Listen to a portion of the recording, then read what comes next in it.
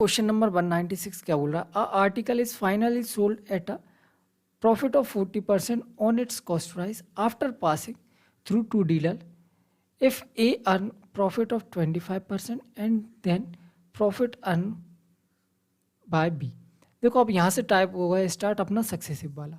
ठीक है, इस क्वेश्चन को मैं ना आपको 3 तरीके से करके बताऊंगा। पहला बेसिक, दूसरा अपना जो सक्सेसिव में जो तरीके पढ़े थे ना अपन ने, वो तीनों तरीके से करके बताऊंगा ताकि एक बार आपका सक्सेसिव का भी रिवीजन हो जाए। ठीक है, तीनों तरीके, एक बेसिक तरीका, एक फॉर्मूला और एक रेशियो मेथड। उसके बाद जितने भी क्वेश्चन आएंगे अपन उनको एक एक बेस्ट मेथड से करेंगे। ठीक है, बिल्कुल ठीक है। जो क्वेश्चन क्या बोल रहा है, दो डीलरों के बाद मतलब ए ने बी को बेचा और बी ने फिर सी को बेचा या मान लिया किसी को भी बेचा। ठीक है, गुजरने के बाद एक वस्तु उसके क्रय मूल्य से 40% में लाभ पे बेचा। क्या बोल रहा है देखो यहाँ से पढ़ते हैं। An article is finally sold at a profit of, finally sold मतलब यहाँ से यहाँ बेचने में उसको कितने का फायदा हुआ? 40% का फायदा हुआ। After passing through two dealer, दो डीलर के थ्रू पास होने से ए ने 25% का फायदा कमाया, बी ने कितना फायदा कमाया ये अपन को बताना है। तो आप बोलोगे हाँ सर बिल्कुल, अब तो सक्सेस दिख ही रहा है साफ साफ। देखो ए ने 25% लाभ पे बेचा, बी ने कुछ लाभ पे बेचा और यहाँ से यहाँ तक की टोटल 40 वैल्यू दी है।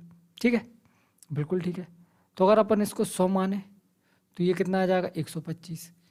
ठीक है, और 100 का 140% का हो जाएगा। आप बोलोगे सर 100 का 40%, 40 रुपये मतलब 140 में बेचा गया, तो यहाँ से यहाँ कितना फ़ायदा हुआ? आप बोलोगे सर 15 रुपये का फ़ायदा हुआ 125 रुपये पे इंटू 100%। 25 से कट जाएगा ये 5 बार में, 25 से ये कट जाएगा 4 बार में और 15 5 से कट जाएगा 3 बार में, 12% का फ़ायदा हुआ। तो बी को क्या फ़ायदा हुआ? बी को 12% का फ़ायदा हुआ। पहला बेसिक तरीका। आप बोलोगे सर बिल्कुल ठीक है। दूसरा तरीका क्या? Ratio method. रेशो मेथड क्या बोलेगी? आप बोलोगे सर देखो ओवरऑल हुआ है उसको 40% का फ़ायदा। 40% का मतलब होता है 2/5, मतलब 5 रुपये का सामान 7 रुपये में बेचा गया। ए ने कितने का लाभ कमाया? 25% का मतलब 1/4 का। 4 रुपये का सामान कितने में बेचा गया? 5 रुपये में। ठीक है, बी ने मान लिया अपन ने एक्स का सामान बाय में बेचा है। ठीक है, बिल्कुल ठीक है, कोई दिक्कत नहीं। तो इसको सॉल्व कैसे करते हैं? आप बोलो सर इन दोनों को मल्टीप्लाई करते हैं, 4x/5 बाय बराबर क्या आ जाएगा? 5/7। तो यहाँ से x/y क्या आ जाएगा? आप बोलो सर देखो 25/28। 25 रुपये का सामान 28 रुपये में बेचा गया, मतलब 3 रुपये का फ़ायदा हुआ कितने पे? 25 रुपये पे। और 3/25 का मतलब क्या होता है? 12%।